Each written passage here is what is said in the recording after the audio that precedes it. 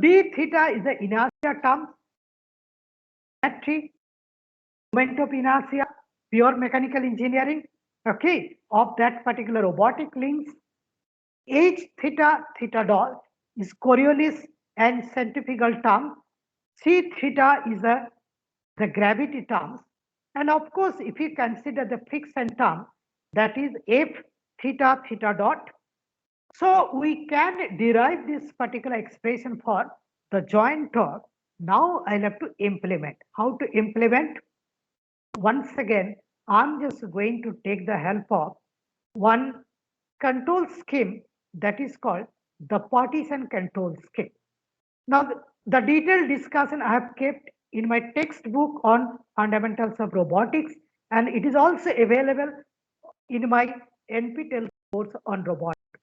Now, according to this partition control scheme, tau is nothing but alpha tau prime plus beta. Okay. Now, how to determine or how to tau prime? So to generate this particular tau prime, I'm just going to take the help of this control architecture. Okay. So tau prime is nothing but is your theta d double dot plus kp into e plus kd into e dot if I use PD controller, proportional derivative control law. If I use PID controller, tau prime is theta d double dot plus kp into e plus ki integration e dt plus kd into e dot if I use the PID controller, proportional derivative controller. And as I told, we use a model approach also, okay, and but this conventional PID controller still are in use, okay. Now here error is nothing but the desired angular displacement and the obtained angular displacement, that particular difference, and your E dot you can find out, that is the rate of change of the error is nothing but theta d dot minus theta dot, and this is the control architecture. It's very simple. So this is actually the mechanical load. That means the motor is going to generate some theta theta dot, and you forget about theta double dot for the time being. Okay. Now this is the load, the mechanical load that has to be handled by your DC motor. Okay. And this is the torque expression tau. Tau is nothing but alpha tau prime. Alpha is nothing but the inertia term d theta tau prime plus beta. Beta is this particular term, that is h theta theta dot plus c theta plus f theta theta dot. Okay. Now, depending on this particular load and the moment I pass the armature current to the DC motor, the motor will start rotating. The output shaft of the motor will rotate. I can use one optical encoder to find out this particular theta. Okay. And we can also find out theta dot also. Okay. I'm sorry, is the PPT not visible to you? Shall I stop and start the PPT again? No, it's visible. Visible. Okay, fine. Visible, sir. Okay, Visible, fine. visible. Okay, fine. So maybe the network issue from his or her side. Maybe. Okay, good. So let me proceed. So I'll be getting this theta and theta dot. Now this theta and theta dot will be compared with the desired theta and theta dot, and we'll be getting some error, that is nothing but E, is nothing but theta d minus theta. We'll be getting this E dot, that is theta d dot minus theta dot. Okay. Now here we have got the proportional gain Kp, the derivative gain Kd. So Kp is multiplied by E, Kd is multiplied by E dot. those are summed up here. So, and here we have got the desired theta d double dot. I'll be getting this tau prime. This tau prime is multiplied by d theta, and I'll be getting this particular tau here, because after this d theta tau prime plus this is nothing but tau. So this is the control architecture, so which we can use. But the problem is how to determine the gain values, how to determine this Kp, Ki and Kd. If you see the literature, there are some standard methods.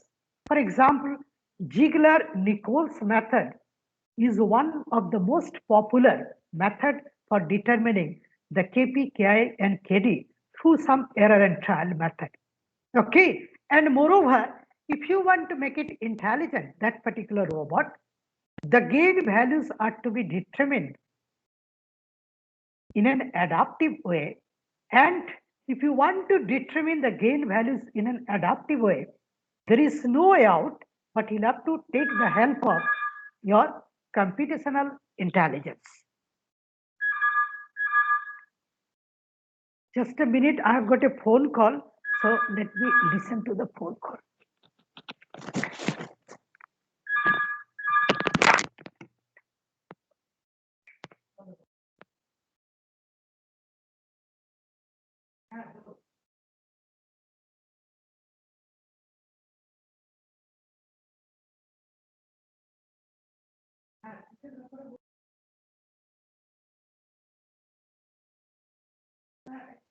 আমি একটা online lecture দিচ্ছি, হ্যাঁ আপনি আমাকে 12:30টার পরে করবেন। হ্যাঁ কি নাম আপনার? ঠিক আছে।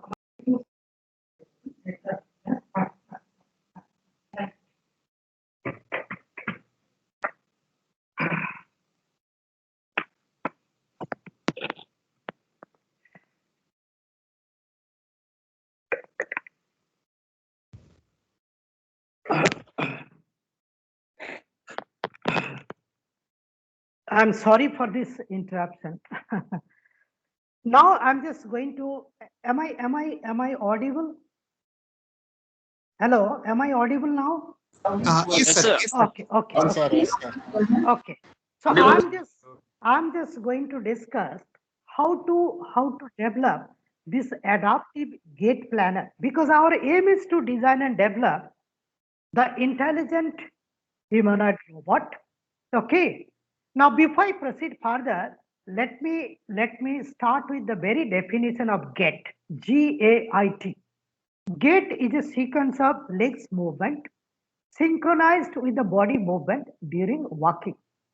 We human beings, whenever we walk on a plane surface, whenever we negotiate the staircase, ascending or descending, whenever we negotiate some sloping surface, we follow some sequence for the leg movement. That is nothing but the gait, GAIT. And the same human being, the same person is going to follow different gaits for different tasks. Okay.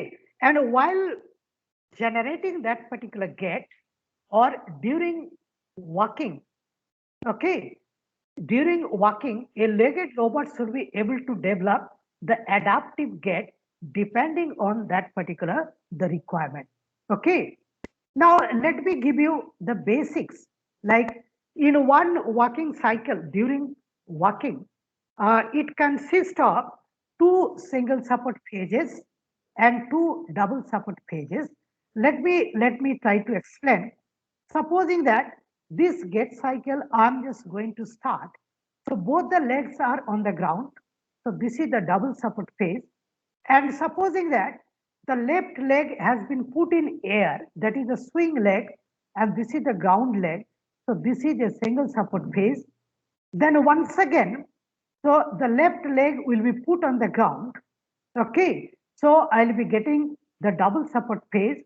Then the right leg will be in air in the swing phase. So this will be your single support phase. Okay. So actually in one walking cycle, there will be 2 single support phases and 2 double support phases. Are you getting my point? So walking cycle of a humanoid robot consists of two single support phases and two double support phases. Now remember one thing, whether you are in single support phase or in double support phase, dynamic balance is to be maintained. Okay, if you want to walk. So for example, even if we stand, whenever we are walking, we are actually dynamically balanced because we are two-legged robot. So we'll have to think about the dynamic balance. Static balance may not be enough. Okay, so our body, whenever even if we are standing, not walking, dynamic balance has to be maintained. Now, how to carry out the analysis? There are different ways. Okay, out of all the methods, the most popular one is the ZMP, that is the zero moment point, which was proposed by Vukovratovic. You might have heard about Vukovratovic from Russia because he was, I think he died a few years ago.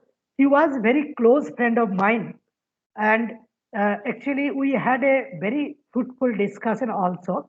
Okay, he proposed in fact the concept of zero moment point related to the humanoid robotics. Okay, I'll give you some hints how to carry out that analysis after some time. So the point which I'm going to make, that while walking, the power consumption has to be minimum, and at the same time, dynamic balance margin has to be maximum. Okay, so we'll have to maintain the dynamic balance. At the same time, the power consumption has to be kept to the minimum while walking or while negotiating any staircase. This is actually a problem which we tackled a few years ago. Okay, this particular picture I'm just going to show you that during the single support phase, supposing that this is a very simple 7 degrees of freedom biped robot. So this is the foot which is put on the staircase, and this particular foot is in air. So this is the swing phase. Okay, whenever this particular foot is there in air and there is only one foot on the ground, this is the single support phase. And during this single support phase also, the balance, the dynamic balance has to be maintained. How to determine? I'm just going to tell you the method that is called the zero moment point. That is a hypothetical point about which the sum of all the moments becomes equal to zero. Now we mechanical engineers, we know the moment could be of two types. It could be either concentrated moment or it could be moment due to force. Okay, now here actually what you'll have to do is you'll have to consider both the concentrated moments and moments due to force, sum them equals to zero, try to find out a location, that means a point, a hypothetical point about which the sum of all the moments becomes equal to zero. Okay, and as I told, this is a hypothetical point, but remember one thing, this point has got one physical meaning.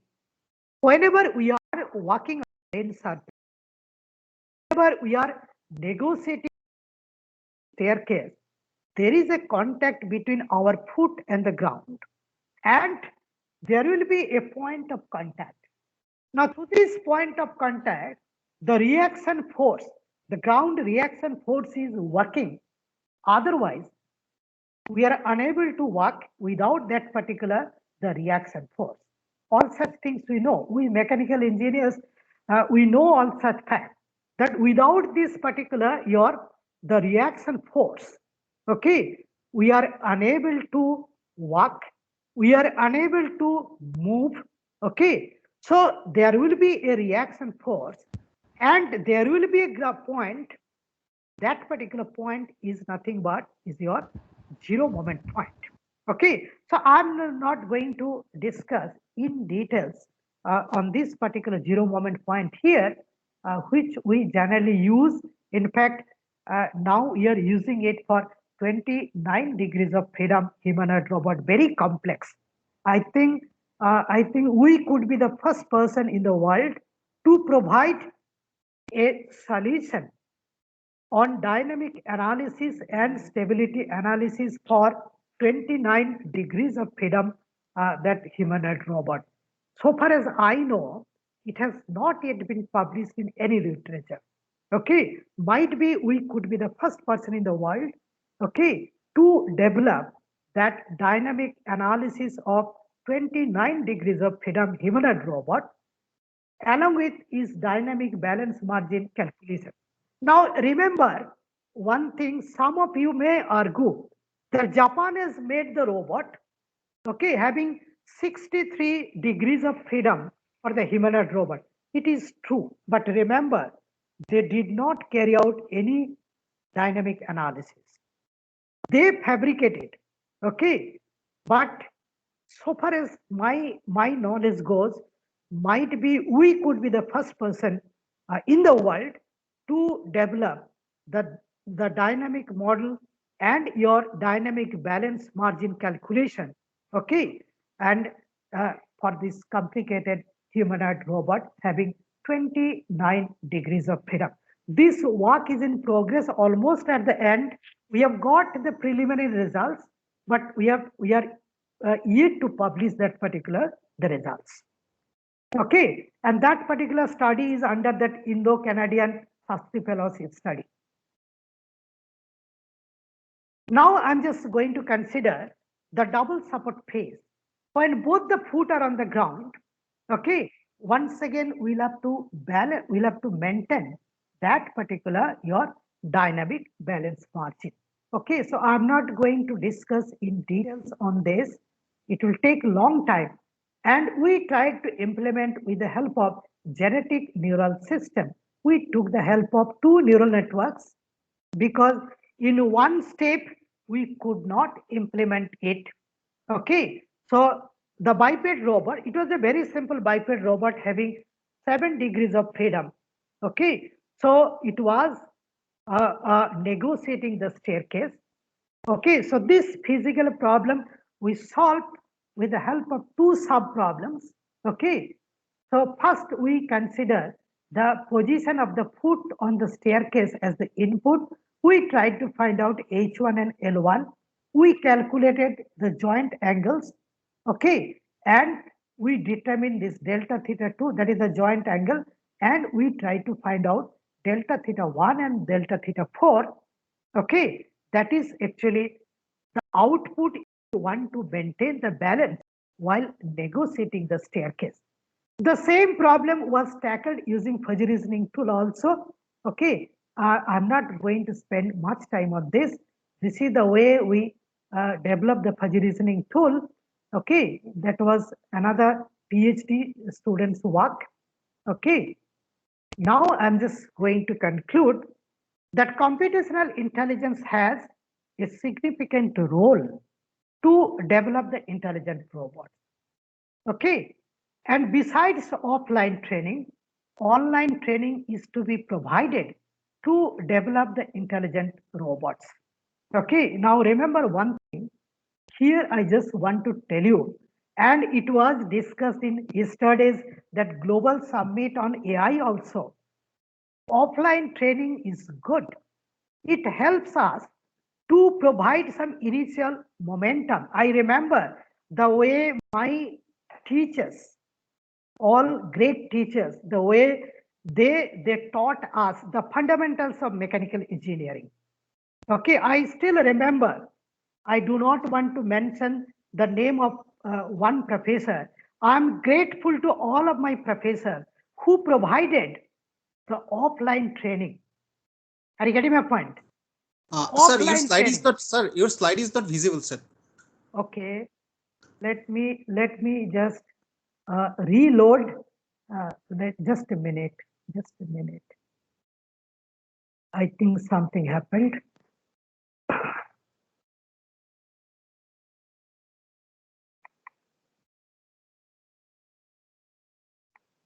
A slide is visible, but the contents of the slides are not visible.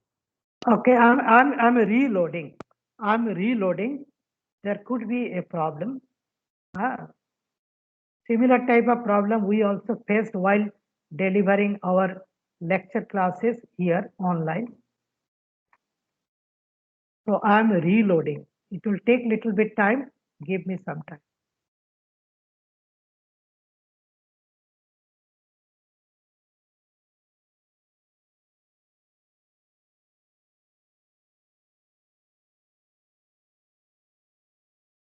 Yes, I think I have come back.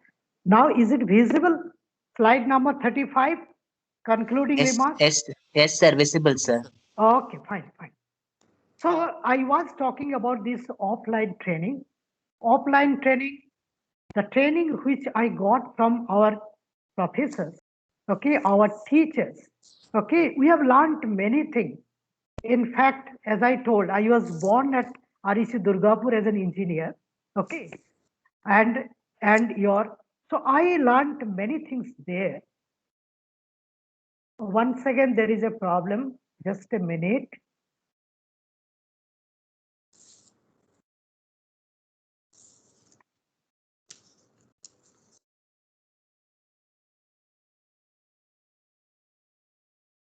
Just a minute.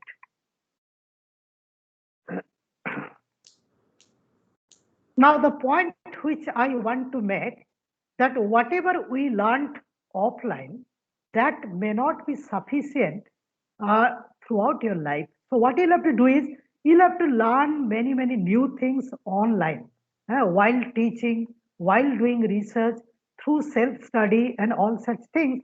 So we'll have to update ourselves. Okay, and if you cannot update ourselves, very soon actually our things will be stopped, because offline training will provide you your initial momentum, but after that it is a self-study, self-thinking, research. Okay, all such things are going to help us for further development, and without that actually we are going to stop everything, and the very purpose of our life, that will not be served. And so we'll have to keep ourselves busy, and we'll have to learn the things online while teaching, while doing research, while working, through self-study. Okay, we'll have to go on learning. The same is true here also in robotics. The robots should learn the new things while working. Otherwise, it is going to face some problem which could not be tackled by that particular robot. So this online training is very difficult. So I'm teaching, I'm learning, I'm doing research, I'm learning. In fact, from our students we are learning. In fact, I always say this particular thing. I've learned many things from my teacher. At the same time, I've learned many things from my students. So I'm still a student learning the things, okay? And I hope I'll be able to continue for a few more years, okay, before my retirement. And so online learning is very important. Now, these are the references. Textbook on fundamentals of robotics written by me. Textbook on soft computing fundamentals and applications written by me. NPTEL course on robotics is now running. It is running for the third time, and I think more than 9,000 participants have taken this time. NPTEL course on physiological neural networks. I've got another NPTEL that is on traditional and non-traditional optimization tools. Okay, now these are the books which I have written. The textbook on soft computing, Chinese version of the textbook. This is the fundamentals of robotics, another textbook. This is the analytical engineering mechanics, written with one of my Professor S.K. Bose, of our mathematics professor. And this is the edited book, Springer, some Lampert books are there. And this is the recently published, that Springer book.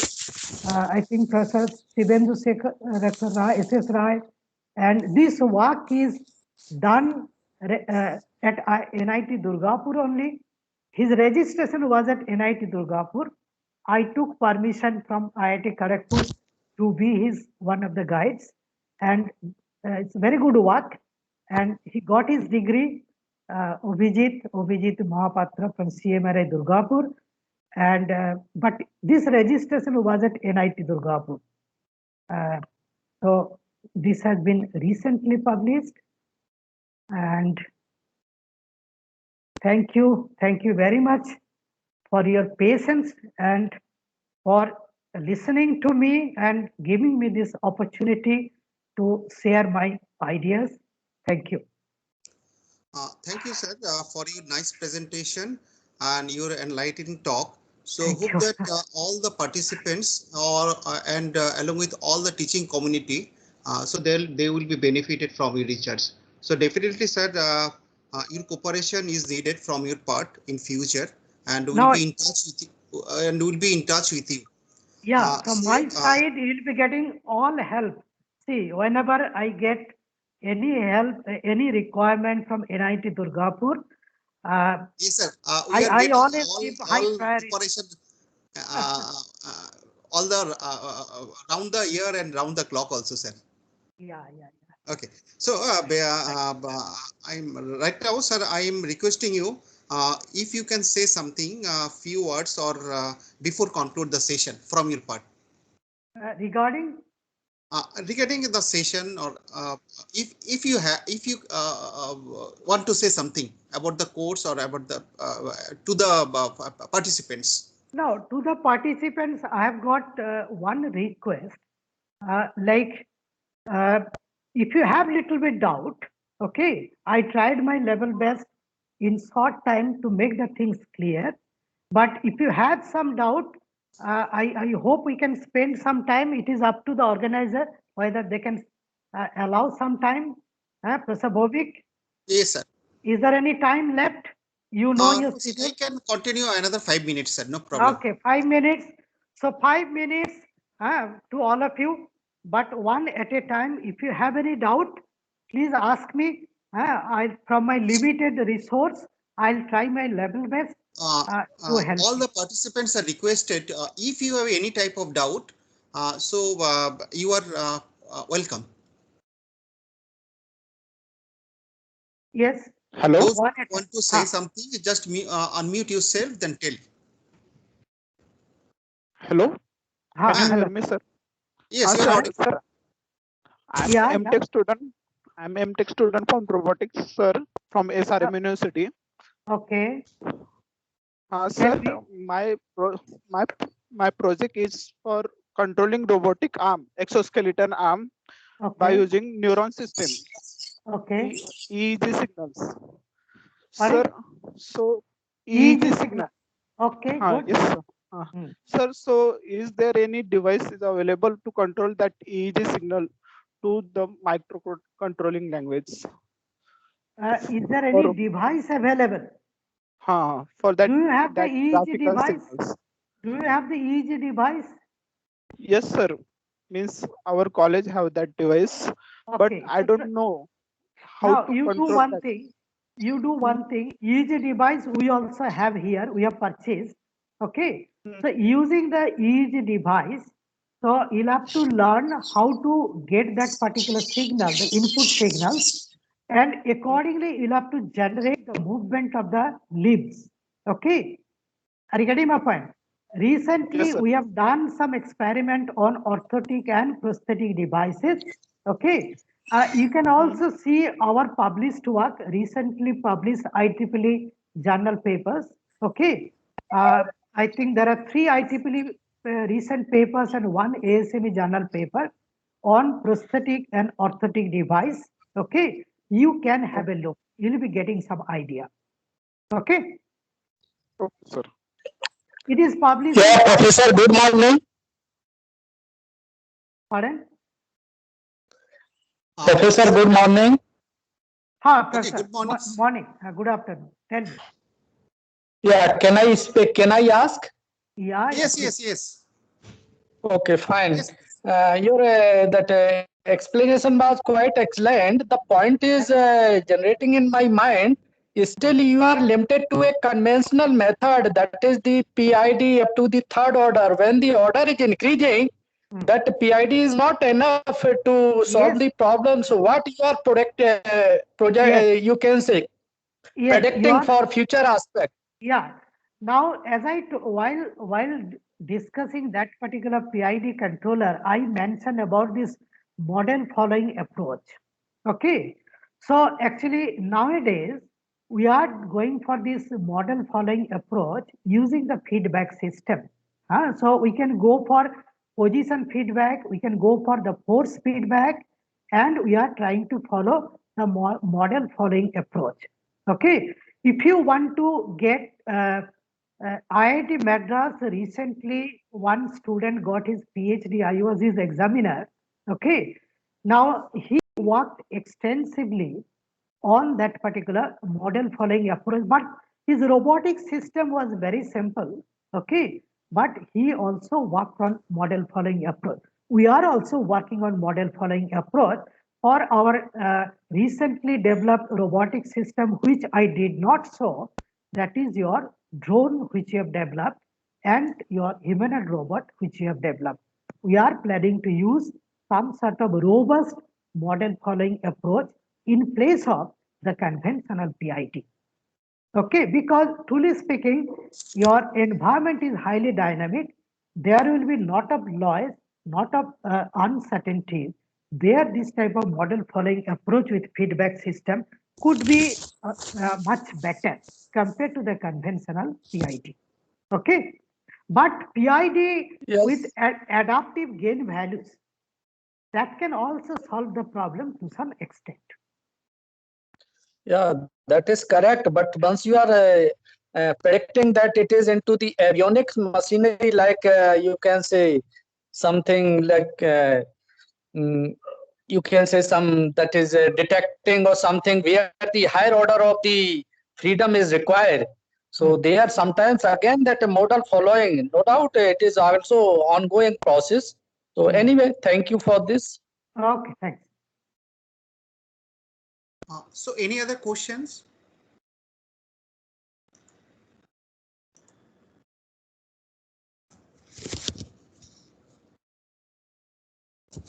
Any other questions from the party from the attendees? One point I want to illustrate for the organizer, kindly make a comfortability to type the question also, so that it may be more comfortable to diagnose the question. Okay. So you can write, but I have not received any question in chat box. Dr. Yadav, But you are we are from not which? getting the chat box. Chat box is not opening. Therefore, I am saying that you can make the comfortability. Actually, what happened? The MS Team. So that one is a licensed version.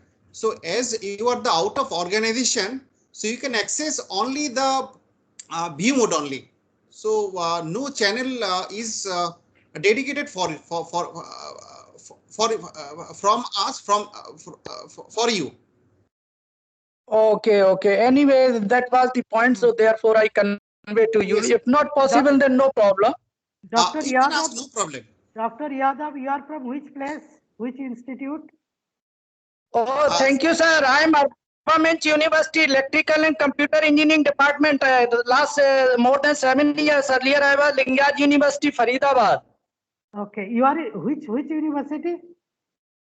Arpamench University Electrical and Computer Engineering Department. Okay. I am Okay. control Okay. engineering. I did my Okay. PhD in MNIT Allahabad. Okay. Okay. You worked with whom? I work with my that sir Dr. R.K. Singh, sir, discrete time fuzzy sliding mode control. Dr. R.K. Singh from electrical, no? Right, sir. Right, sir. He is a very good friend of mine. We did almost at the same. Thank you, sir. Thank you, sir. I think he did PhD from Kanpur, no? You are excellent, sir. You are right, sir. He did, and I think he completed before 2002, sir. Yeah, he was junior to me. He knows me very well. Okay. Please Right, sir. convey Right, my sir. regards. Yes, sir. Huh? Sure, sir. Sure, sir. Thank you, sir. Okay, fine. Have a nice time, sir. Good luck, sir. Thank you, thank you.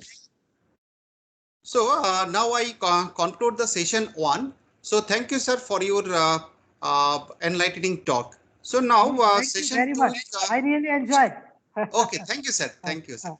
So now session 2, it will start from within short period, within 2 to 3 minutes. So in this session, Professor N.K. Roy of NIT Durgapur, he will be delivering talk on ICT IoT enabled monitoring of electrical system and laboratory test facilities. Professor Rai, is he there. online? Professor Rai?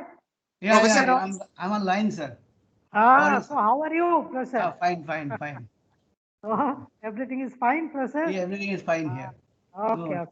No, yeah. In fact, we could not meet for a long time. Yeah, I could not we'll go. meet. We'll meet in February. We'll meet in February. Within that time, it will be over.